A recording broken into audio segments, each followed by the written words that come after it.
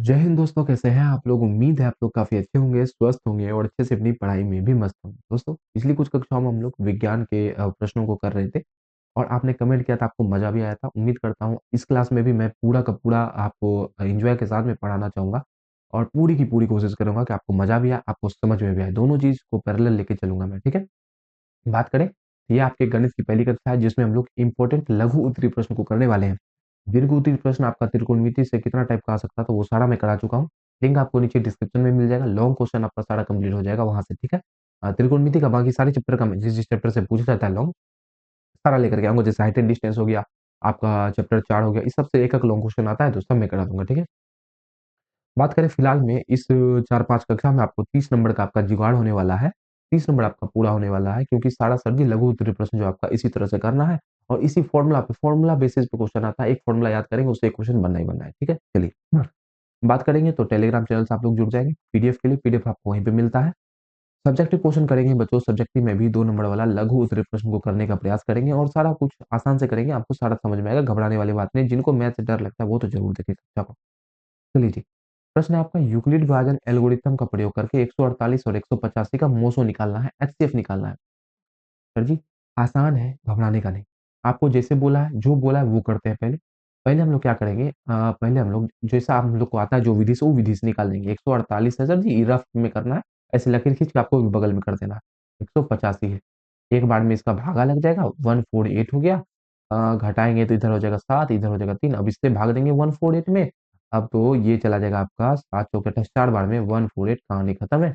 तो आपका यहाँ से हम लोग को पता चल गया कि सर जी एचसीएफ जो यहाँ से निकलने वाला है, वो आपका 37 निकलने वाला है। और इसी को हम लोगों को यूक्लिड एल्गोरिथम क्या होता है, ए बराबर बी क्यू प्लस का आर, इस रूप में लिख देना है। यही तो काम करना है। सर जी ये आपका ए होता है, ये बी होता है, ये क्यू होता है और नीचे में जो शेष बचता है उसको आर लिखते हैं। तो बस इसको लिखो यार। यहाँ हो जाएगा 185 बराबर बी का मान 148 इंटू क्यू का मान 1 और प्लस का आर का मान यहाँ 37 हुआ है। फिर क्या हुआ सर जी, फिर ऊपर वाला को भूल जा, ऊपर वाला कहानी खत्म। अब ये हो गया ए, ये हो गया बी, ये हो गया क्यू और नीचे में जो बचा वो हो गया आर। तब इसको लिखेंगे, यहाँ हो गया 148 ए बराबर बी का मान 37, क्यू का मान 4 और आर का मान जो है, आर का मान आपका, सर जी आर तो यहाँ जीरो निकल गया है, तो प्लस का जीरो। अच्छा एक बात बताइए, यहीं पर ऐसे पता लग गया कि नहीं पता लग गया? यहाँ पर ये लिखेंगे क्योंकि आर बराबर यहाँ पर जीरो हो गया, इसलिए बी का जो मान है 37, यही आपका एच सी एफ हो जाएगा। ये आपको करके दिखा देना है। यूक्लिड विभाजन एल्गोरिथम यही है, इससे ज्यादा कुछ नहीं है। हर बार एक क्वेश्चन आपके एग्जाम में यूक्लिड विभाजन एल्गोरिथम से आना ही आना है। यूक्लिड विभाजन एल्गोरिथम सीख के जाइएगा तो आपका 2 नंबर नहीं छूटेगा, 100% आपका 2 नंबर बन के आएगा एग्जाम में। अगला है, द्विघात बहुपद आपको दे रखा है इतना कि शून्यक ज्ञात कीजिए और शून्यक के बीच गुणांकों की सत्यता की जांच कीजिए। इसका शून्यक निकालना है और सत्यता भी बताना है। चलिए शून्यक निकालें इसका। तो सर जी 3x² माइनस का एक्स और माइनस का 4 दे रखा है, इसको हम लोग ऐसे लिख सकते हैं, शून्य के निकालने के लिए शून्य के बराबर कर सकते हैं। ये हो जाएगा आपका 3x², 4×3 = 12, एल देखिए भैया 4×3 = 12 लेंगे, 3 से 4 बार में चला जाएगा। तो माइनस एक्स को हम लोग लिख सकते हैं माइनस का 4x प्लस का 3x और माइनस का 4 बराबर जीरो हो जाएगा। माइनस का 4 और प्लस का 3 करेंगे तो माइनस का x हो जाएगा।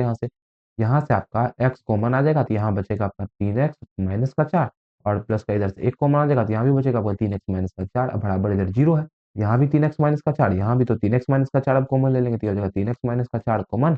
तो सर जी इधर आपका बच जाएगा x और इधर बच जाएगा प्लस का 1 बराबर जीरो। अच्छा दोनों गुना हो जीरो के बराबर है, या तो ये जीरो के बराबर होगा तो यहाँ से x बराबर आपका निकल जाएगा 4/3, या फिर x प्लस का 1 जीरो के बराबर होगा तो यहाँ से आपका x बराबर निकल जाएगा -1। ठीक है, तो ये तो हो गया शून्य। अब सत्यता की जांच करना है। सर जी अल्फा प्लस बीटा बराबर होता है माइनस का b/a। अच्छा ऊपर में आप लोग लिख देंगे एक बार, यहाँ पर लिख देंगे। देखिए 2 पेन से तो एग्जाम में लिखना ही लिखना है, यहाँ पर एक बार लिख देंगे सर जी, यहाँ पर लिख देंगे सत्यता, सत्यता की जांच।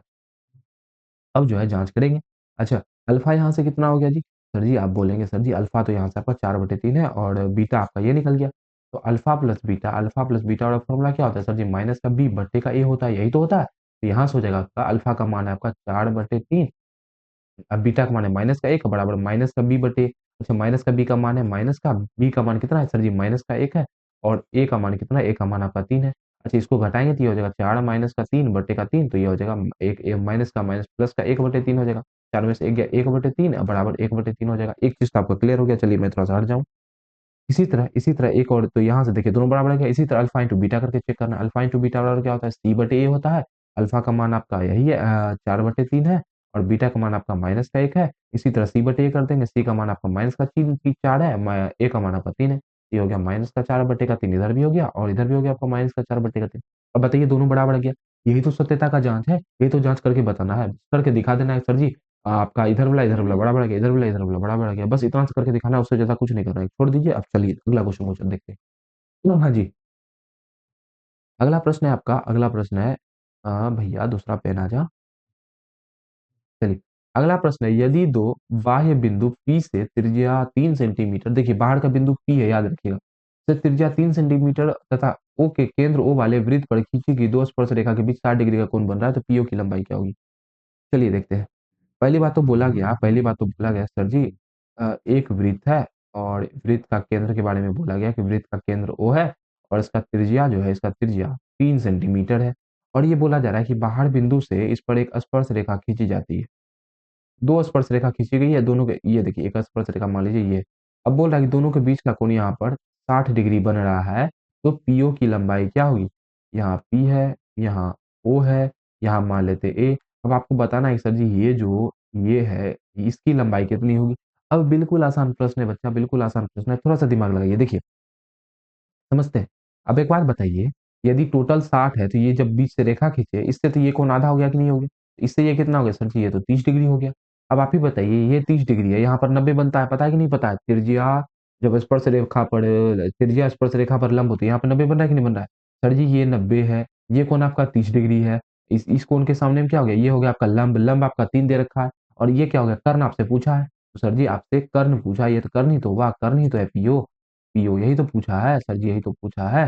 तो लगा देंगे टेन थीटा, लगा देंगे कि नहीं लगा देंगे? टेन कहता हूँ साइन थीटा, लिखेंगे साइन 30 डिग्री बराबर लंब बटे कर्ण हो जाएगा कि नहीं हो जाएगा? सर जी लंब आपका 3 है और कर्ण आपका पता नहीं है, कर्ण ही तो निकालना है, तो कर्ण की जगह पे अपन पीओ लिख दो, कोई दिक्कत नहीं होना चाहिए। चलिए साइन 30 का मान 1/2 बराबर इधर जगह 3/का पीओ। अच्छा, यहाँ से पीओ को 1 से गुना करेंगे सर जी, ये पीओ हो जाएगा और 3 दूना 6 हो जाएगा। पीओ का मान कितना हो गया? 6 सेंटीमीटर हो गया। यही आपको बताना था। दोस्तों देखिए अगला प्रश्न आपका समीकरण ये दिया हुआ है, इसका प्राकृत संख्या में हल बताना है। आसान प्रश्न है बच्चा, लेकिन जो बच्चा पहली बार इसको देखेगा, उसका तो भैया शॉर्ट सर्किट उड़ जाएगा। 2 समीकरण नहीं दे रखा है, कैसे हल करेंगे? बोला है प्राकृत संख्या मतलब सर जी गिनती की संख्या को प्राकृत संख्या बोलते हैं। उसी में हल बताना है, मतलब सीधा-सीधा होना चाहिए, 1 होना चाहिए, 2 होना चाहिए, 3 होना चाहिए, 4 होना चाहिए, 5 होना चाहिए। इसमें आपका x और y का मान आना चाहिए, वही तो हुआ हल। तो सर जी क्या करेंगे हम लोग एक बार इसमें x बराबर 1 रख देंगे, तो y का मान कितना आएगा? तो देखते हैं सर जी x बराबर 1 जब रखेंगे, तो y का मान यहाँ आ जाएगा 3 प्लस का y बराबर 11। यहाँ से y का मान जो है आपका 8 आ जाएगा।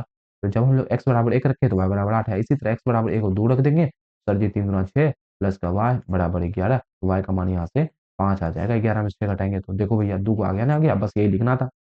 प्राकृत संख्या में हल बताना था।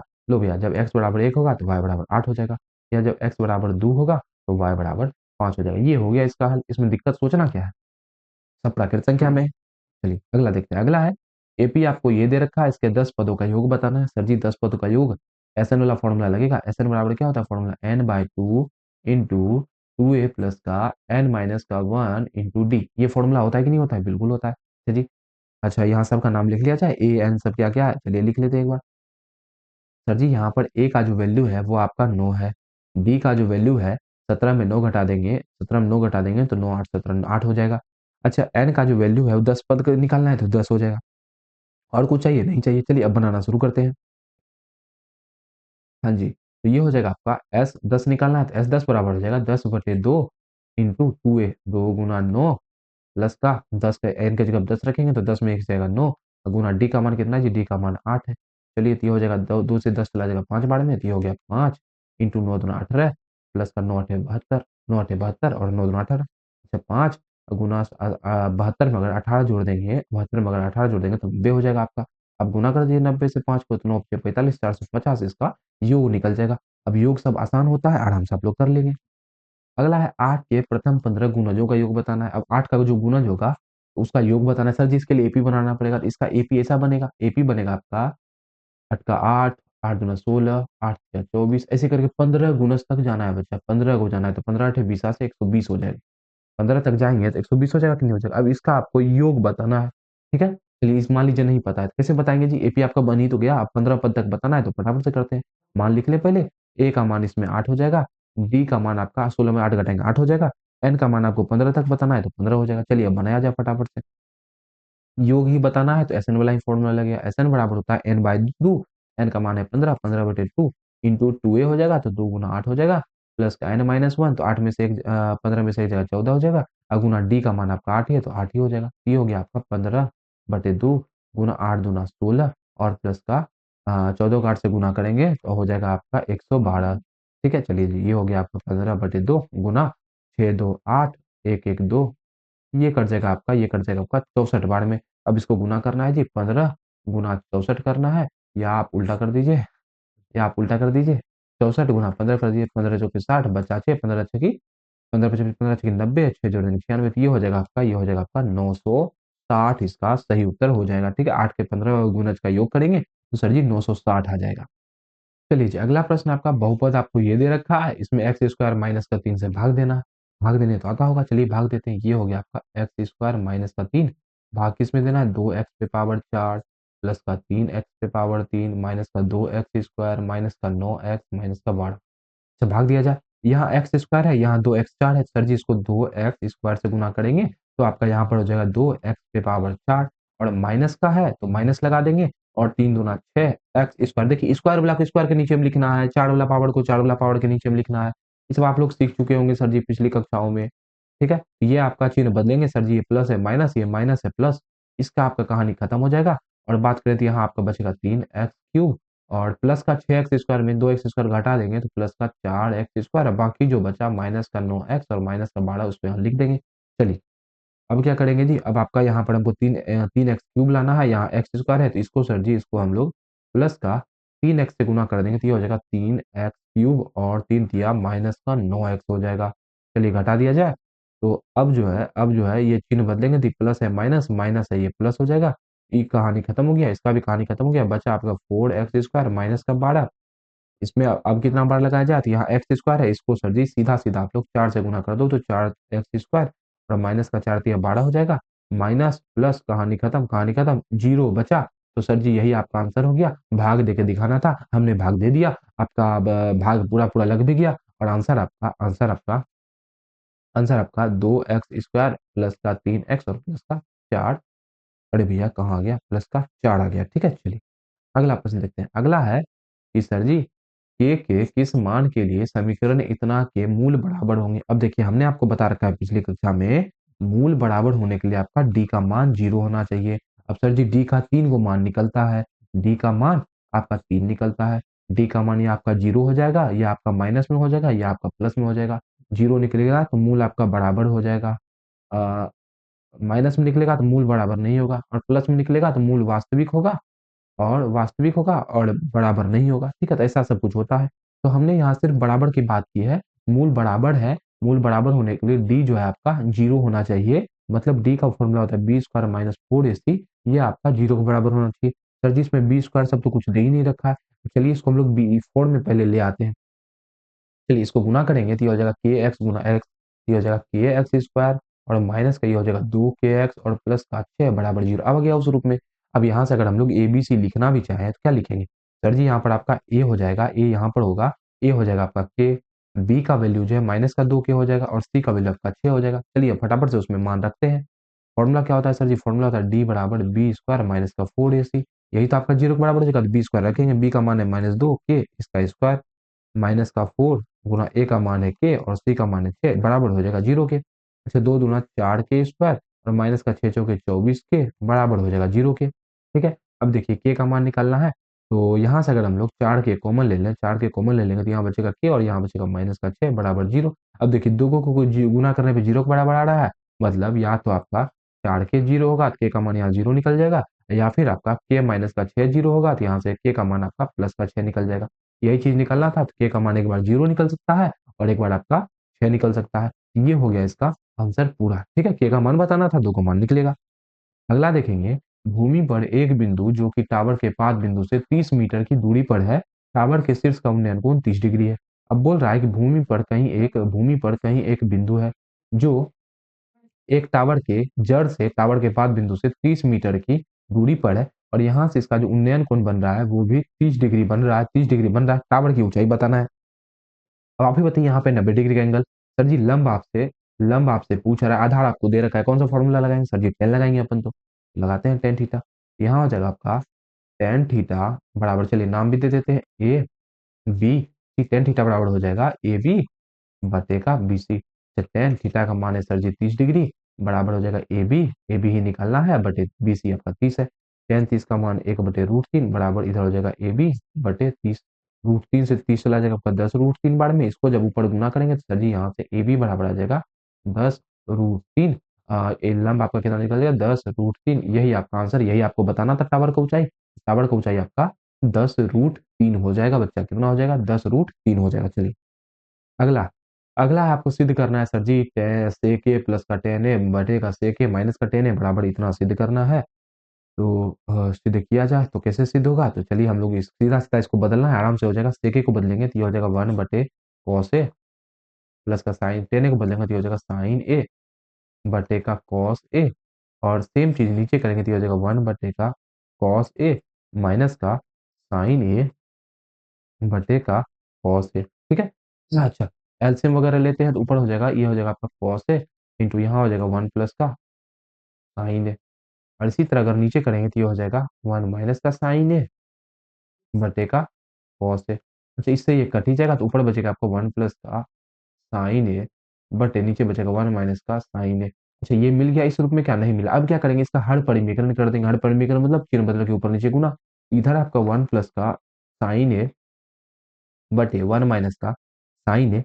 हर परिमीकरण मतलब सर जी चिन्ह बदल दो, नीचे माइनस है तो ऊपर प्लस लगा दो, साइन ए बटे 1 प्लस का साइन ए। हाँ, ठीक है। अच्छा, ऊपर में सेम चीज है सर जी, ऊपर में तो यही हो जाएगा 1 प्लस का साइन ए का होल स्क्वायर, और नीचे हो जाएगा यहाँ का फॉर्मूला लग जाएगा ए माइनस बी इंटू ए प्लस का बी। फॉर्मूला क्या होता है? ए स्क्वायर माइनस का बी स्क्वायर, यही तो फॉर्मूला होता है। ये हो जाएगा एक स्क्वायर माइनस का साइन स्क्वायर। अब एक का स्क्वायर करो नहीं करो यही रह जाएगा सर जी। ऊपर हो गया 1 प्लस का साइन ए का होल स्क्वायर, और इधर आपका हो गया नीचे आपका हो गया 1 माइनस का साइन स्क्वायर है सर जी, ये आपका कॉस स्क्वायर हो जाएगा। अच्छा, ऊपर भी स्क्वायर है नीचे भी स्क्वायर है तो लगा दो एक ही बार स्क्वायर, क्या दिक्कत है? ये हो जाएगा 1 प्लस का साइन ए और नीचे हो जाएगा बटे कॉस ए इसका होल स्क्वायर। अब बताओ, यही आपका आरएचएस दे रखा नहीं दे रखा था? बिल्कुल दे रखा था सर जी, तो यही आपका आंसर हो जाएगा। ठीक है। तो हाँ, हम बच्चों देखिए आज आपका समय भी काफी ज्यादा हो गया है, और सर जी हमने आपका 10 क्वेश्चन अभी आज की कक्षा में हमने आपको करा दिया। और 10 क्वेश्चन नहीं, ये 10 टाइप का क्वेश्चन था। आप एक क्वेश्चन को एक मत देखो, एक क्वेश्चन को एक टाइप देखो। और कुल मिलाकर के सर जी आपका 30 से 40 टाइप का क्वेश्चन आपके एग्जाम में बनता है। 10 टाइप का हमने आज करा दिया। अगली कक्षा में हम लोग 10 टाइप, अगली कक्षा में ऐसे करके हम लोग पूरा का पूरा प्रकार इसका समझ जाएंगे किस किस तरह से क्वेश्चन पूछा जाता है। ठीक है। आज के प्रकार का क्वेश्चन अगर आपके एग्जाम में आएगा तो उम्मीद है आप लोग कर ले जाएंगे। भैया क्या था? यूक्लिड बाइनरी एल्गोरिथम था।